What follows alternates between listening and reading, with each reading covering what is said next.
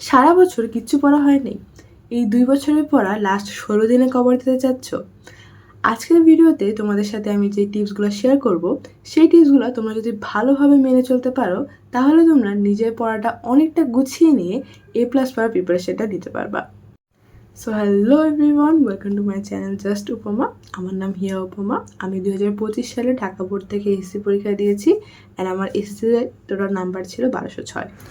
তোমরা যারা এই লাস্ট মোমেন্টে এসে ভালো করতে চাচ্ছ, এই 2 বছরের পুরা জার্নিটা 16 দিনে তুমি কমপ্লিট করতে চাচ্ছ, তোমাদের জন্য ফার্স্ট যেই কাজটা মাস্ট, সেটা হলো নিজের প্রতি বিশ্বাস। তোমার যদি নিজের প্রতি বিশ্বাসই না থাকে যে আচ্ছা আমি পারবো, আমার সামর্থ্য আছে, আমি এখনও যদি ভালো করে পড়ি তাহলে পরীক্ষার হলে যাই বেস্ট আউটপুটটা দিয়ে পরীক্ষা দিয়ে আসতে পারবো, এই বিশ্বাসই তোমার মধ্যে না থাকলে তুমি কিন্তু অ্যাকশন নিতে পারবে না। তুমি তখন ঝিমাঝিমে অ্যাকশন নিবা, তোমার কাজের মধ্যে কোনো ক্ল্যারিটি থাকবে না। তুমি এই জায়গার মোটিভেশন ভিডিও দেখবা, ওই জায়গার মোটিভেশন ভিডিও দেখবা, 10-12টা প্ল্যাটফর্মের সাজেশন ফলো করবা, অ্যান্ড দিন শেষে কোনো কিছুই হবে না। আমাদের বিলিফের উপর আমাদের অ্যাকশন ম্যাটার করে। ক্লাস 9-এর হাফ ইয়ারলিতে পরীক্ষায় খারাপ করার পর আমি যদি এটা বিশ্বাস না করতাম যে আচ্ছা আমি 1200+ এখনও পেতে পারবো, তাহলে আজ কিন্তু আমি 1200+ পেতাম না। আমি যেরকম বিলিভ নিব বা আমি যেরকম বিশ্বাস করব নিজের উপর, আমি সেরকমই রেজাল্ট আনবো। আমি যদি ভাবতাম যে আচ্ছা আমি পারবো না, আমি হয়তো জিপি 5ই পাবো বা 1200 আমার হবে না, আসবে না, আমি রিচ করতে পারবো না জিনিসটা, তাহলে হয়তো আমি আজ 1200+ পেতাম না। ভালো গাইডলাইন এবং মেন্টর তোমার ক্ল্যারিটি দেয়, ক্ল্যারিটি থেকে তুমি কনফিডেন্স পাও, কনফিডেন্স থেকে তুমি অ্যাকশন নিতে পারো এবং এই অ্যাকশনটাই তোমাকে রেজাল্ট এনে দেয়। তাই তোমাদের উচিত এখন ডিস্ট্র্যাক্টেড না হয়ে এক জায়গায় স্টিক থাকা এবং স্টিক থেকে ওই জিনিসটা ফলো করে রেজাল্টটা বের করে আনা। দেখো, এই সময় আমরা অনেক ডিস্ট্র্যাক্টেড থাকি, আমাদের মনে হয় আমরা কিছু পারবো না বা আমরা সঠিক গাইডলাইনটা না পাওয়ার কারণে ডিস্ট্র্যাক্টেড হয়ে যাই, আমরা কোনো ক্ল্যারিটি পাই না। কারণ আমাদের ব্রেন অলওয়েজ ইজি কাজটা খোঁজে, অ্যান্ড গাইডলাইন দেখা পড়াশোনা করাচ্ছে অবশ্যই ইজি। তো আমাদের ব্রেনই আমাদের ম্যানিপুলেট করে এটা ভাবাতে যে আচ্ছা আমরা তো গাইডলাইন ভিডিও দেখতেছি, তার মানে তো আমরা পড়তেছি, বাট আসলে কিন্তু আমরা পড়তেছি না। কারণ গাইডলাইন ভিডিও দেখে আমাদের পড়া কিন্তু আগাচ্ছে না। যদি আগাইতোই বা আগানো হেল্পই হইতো, তাহলে কিন্তু আজ আমাদের এই অবস্থা হইতো না। সো এই তো গেল কেন আমাদের বিলিভ আনতে হবে এবং কেন ক্ল্যারিটি ম্যাটার করে রেজাল্ট আনার ক্ষেত্রে। অ্যান্ড এখন আসি আমরা প্রত্যেকটা সাবজেক্ট কীভাবে পড়বো। ইতিমধ্যে আমি তোমাদের কেমিস্ট্রি কীভাবে পড়তে হবে এটার পুরো গাইডলাইন দিয়ে দিছি।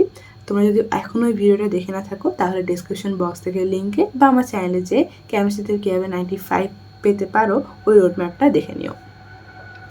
সো কেমিস্ট্রি কথা চলে গেল। এরপর যদি আসি জেনারেল ম্যাথের ক্ষেত্রে, জেনারেল ম্যাথের ক্ষেত্রেও আমি গতকাল তোমাদের একটা ভিডিওতে সব কিছু বলে দিয়েছি এবং আমি আমার হোয়াটসঅ্যাপ চ্যানেলে এবং টেলিগ্রাম চ্যানেলে দাগানো টেস্ট পেপার এবং দাগানো ম্যাথের বইটা দিয়ে দিয়েছি। বিশ্বাস করো, তুমি যদি এখন লাস্ট মুহূর্তে ওই দাগানো ম্যাথের বইটা আর দাগানো টেস্ট পেপারটা সঠিকভাবে একদম বুঝে বুঝে যদি শেষ করতে পারো, ওটা তোমার জন্য এনাফ। তোমার এই লাস্ট মুহূর্তে আর কিচ্ছু করার দরকার নেই, কারণ ওটা করলে তোমার প্রত্যেকটা টাইপের ম্যাথ হয়ে যাবে অ্যান্ড তুমি তো বইয়ের ম্যাথ সব ইম্পর্টেন্ট ম্যাথ করে যাচ্ছ।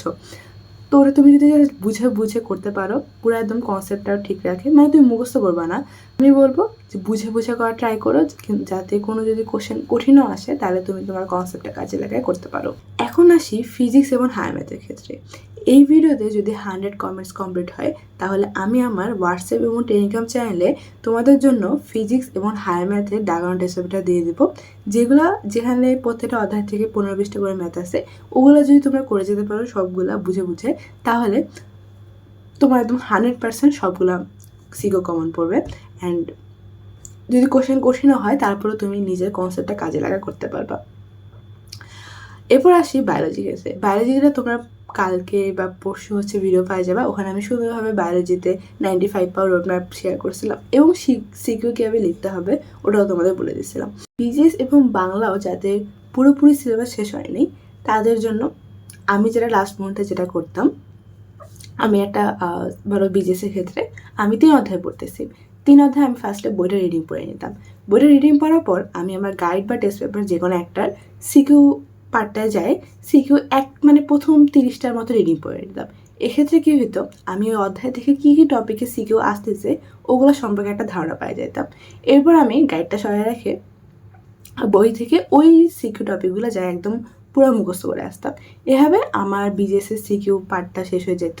ওটার প্রিপারেশন ভালোভাবে ঠিক হয়ে গেলে এরপর আমি বইয়ের জাস্ট বইটা বারবার রিডিং পড়ে নিতাম এবং বোর্ডের এমসিকিউগুলো সলভ করতাম। ওভাবে আমার এমসিকিউ প্রিপারেশনটা শেষ হয়ে গেছিলো। আর বাংলার ক্ষেত্রে আমি সত্যি বলতে কবি পরিচিতি পড়ি নাই, অ্যান্ড ওখান থেকে না আমার টাইমে বেশি কোশ্চেনও আসে নাই। আর সিকিউর ক্ষেত্রে আমি হচ্ছে ওই বাংলার ক্ষেত্রে 30টার মতো পড়া লাগে না, কারণ প্রত্যেকটা 30টা থাকেও না। আমি 10 থেকে 15টা হচ্ছে সিকিউ পড়ে ফেলতাম। ফার্স্টে হলো বইয়ের ওই মানে পার্টটা, ওই গল্পটা, উপন্যাসটা রিডিং পড়ে নিতাম। রিডিং পড়ার পর আমি হচ্ছে গাইড থেকে প্রথম 10 থেকে 15টা সিকিউ একদম পুরো রিডিং পড়ে নিতাম। এরপরে হচ্ছে আমার একটা ধারণা চলে আসতো যে আমি কীভাবে সাজিয়ে লিখবো। সেম কাজ আমি গদ্য পদ্য সব কিছুর ক্ষেত্রে, নাটক উপন্যাস সব কিছুর ক্ষেত্রেই করতাম। অ্যান্ড রিলিজনের ক্ষেত্রে আমি গাইড বা টেস্ট পেপারে সিকিউ তেমন পড়ি নাই। আমি বইয়ের থেকেই বইয়ের পার্টগুলো ভালো করে করতাম এবং আমি সিকিউ লেখার জন্য না কয়েকটা লাইন সিলেক্ট করে নিতাম, যেমন মানে মাথায় সেট করে নিতাম যে আচ্ছা আমি সিকিউ লেখার সময় এই লাইনগুলো উল্লেখ করব। আর রিলিজনের ক্ষেত্রে অবশ্যই একটা মাস্ট জিনিস, সেটা হলো তোমাকে আয়াত লিখতে হবে।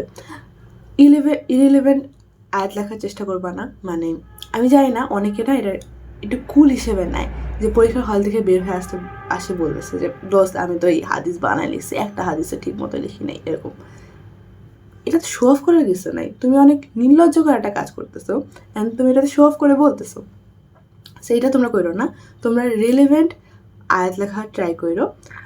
বেশি না, তুমি গতে একটা ঘতে দুইটা দেওয়া ট্রাই করো। আমি গ এবং ঘতে দুইটা করে দিয়েছিলাম। ইভেন আমি যদি পারি আমি খতেও দিয়েছিলাম।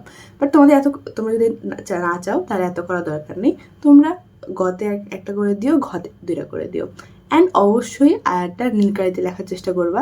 এবং তুমি যদি পাশে সূরা এবং সূরার কত নাম্বার আয়াত থেকে এটা আসছে এটাও লিখতে পারো, তাহলে আরও বেটার হয়। বাট ওটা মুখস্থ রাখা লাস্ট মুহূর্তে একটু প্যারা হয়ে যায়। বাট তাও যদি তুমি পারো, বেশি তো না, কয়েকটা সিকিউ টপিক আছে। আর হইলো কয়েকটা হাদিস পড়লেই হয়ে যায়। হ্যাঁ, আরেকটা ভালো জিনিস তোমাদের জন্য, গুড নিউজ, যে আমি আমার হোয়াটসঅ্যাপ এবং টেলিগ্রাম চ্যানেলে তোমাদের জন্য একটা আয়াতের নোট শেয়ার করে দিব। তুমি ওখান থেকে যদি এই হাদিস এবং আয়াতগুলো পড়ে যেতে পারো, তাহলে তোমার সিকিউ লেখার জন্য পুরো এনাফ হয়ে যাবে। এইভাবে আমি আমার ফুল প্রিপারেশনটা নিয়েছিলাম।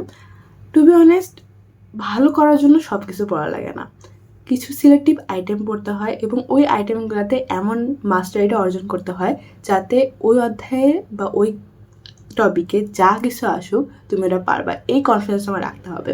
নাহলে কিন্তু তুমি পরীক্ষার হলে প্যানিক করবা, দেন মানে ভুল করে ফেলবা সব কিছু। মনে রেখো, তোমরা এখন তোমাদের লাস্ট মুহূর্তে আসো এবং এই মোমেন্টটা, এই টাইমগুলো তোমরা যদি একদম ভালোভাবে কাজে লাগাতে পারো, তাহলে কিন্তু তুমি একটা বেস্ট রেজাল্ট আনতে পারবা। অ্যান্ড ধরে নাও তুমি একটা মহাসমুদ্রে আসো, তুমি জানো না কোন দিকে যেতে হবে। এই দিকে হলো 3.5-এর রাস্তা, ওইদিকে 5-এর রাস্তা, সামনে 4.5-এর রাস্তা। তোমাকে নিজে ওই 5-এর রাস্তাটা খুঁজে বের করতে হবে এবং ওই পথে তোমাকে এগিয়ে যেতে হবে। ফোকাস সহকারে তোমাকে একদম এক জায়গায় স্থির থাকতে হবে। তুমি হাজার হাজার জায়গার মোটিভেশন দেখতেছো বা সাজেশন দেখতেছো, এইভাবে করলে হবে না। তোমাকে একটা জায়গায় স্থির থেকে থাকতে হবে, পড়ার এগিয়ে নিয়ে যেতে হবে। আমি কিন্তু তোমাদের একটু আগে রিভিশন দেওয়া শুরু করছিলাম, তাই আমার জন্য দাগানো টেস্ট পেপার, দাগানো বই, দাগানো এমসিকিউ সবগুলা ভালোভাবে রিভিশন দিয়ে 2-3 বার করা ইজি ছিল। কিন্তু তোমাদের যদি এখন মনে হয় যে আচ্ছা আর বাকি 16 দিন এবং আমার 11টা সাবজেক্ট রিভিশন দেওয়া লাগবে, আমি এত কিছু করার টাইম কখন পাবো, তাইলে I have a solution for you. যাদের একদমই খারাপ অবস্থা, তোমরা চাইলে কিন্তু 3 তাণ্ডবে জয়েন হতে পারো। কারণ এখন তোমাদের জন্য টাইম খুবই লিমিটেড এবং এই লিমিটেড টাইমটাকে তোমাদের একদম সঠিক জায়গায় ইনভেস্ট করতে হবে। তোমরা যদি এখনও সাজেশন নিয়ে উল্টাপাল্টা করতে থাকো অ্যান্ড বুঝে উঠতে না পারো যে তোমাদের কী কী করা লাগবে, তাহলে 3 তাণ্ডব আই থিঙ্ক তোমার জন্য। কারণ এই লাস্ট মুহূর্তে কী কী পড়তে হবে তার চেয়ে বেশি ইম্পর্টেন্ট কী কী বাদ দিতে হবে, এবং কী কী বাদ দেওয়ার ক্ষেত্রে সাজেশনগুলোর মধ্যে কোনগুলো বেশি ইম্পর্টেন্ট, এগুলা তোমার চেয়ে ভালো তোমার মেন্টর বেশি ভালো বুঝবে। তাই যাই করবা, যেই সাজেশনই পড়বা, যেই গাইডলাইনই ফলো করো না কেন, অবশ্যই ওটাতে 100% ফোকাস দিয়ে করো। একবার এটাতে একবার ওটাতে এরকম ঘোরাঘুরি করো না। যেহেতু তোমরা 2 বছর অনেক যে কোনো সমস্যার কারণে পড়তে পারো নাই, যেহেতু পড়া উচিত ছিল কিন্তু পড়ো নাই, একটা রং ডিসিশন ছিল, তো সবগুলো যদি রং ডিসিশন নিতে থাকো তাহলে তোমরা রাইট রেজাল্টটা কীভাবে পাবা? সো এই লাস্ট টাইমের একটা রাইট ডিসিশন নাও। অ্যান্ড হ্যাঁ, সামান্য কিছু টাকার জন্য কি তুমি কখনো তোমার ড্রিম স্যাক্রিফাইস করবা? আমি তোমার জায়গায় থাকলে কিন্তু বেস্ট রিসোর্সটা দিয়ে বেস্ট প্রিপারেশন নেওয়া ট্রাই করতাম। সো টিম তাণ্ডব নিয়ে বিস্তারিত জানতে অবশ্যই আমার ডিসক্রিপশন বা পিন কমেন্ট চেক করো। অ্যান্ড এই ভিডিওটা আপলোড হওয়ার পরই আমি আমার হোয়াটসঅ্যাপ এবং টেলিগ্রাম চ্যানেলে আয়াতের নোটটা দিয়ে দেবো তোমাদের জন্য ফ্রিতে, এবং ফিজিক্স এবং হায়ার ম্যাথের ফুল সাজেশনটা, মানে ওই দাগানো টেস্ট পেপারের সাজেশনটা পেতে আমার এই ভিডিওতে 100 কমেন্টস কমপ্লিট করে দিও। সো থ্যাংক ইউ, আল্লাহ হাফেজ।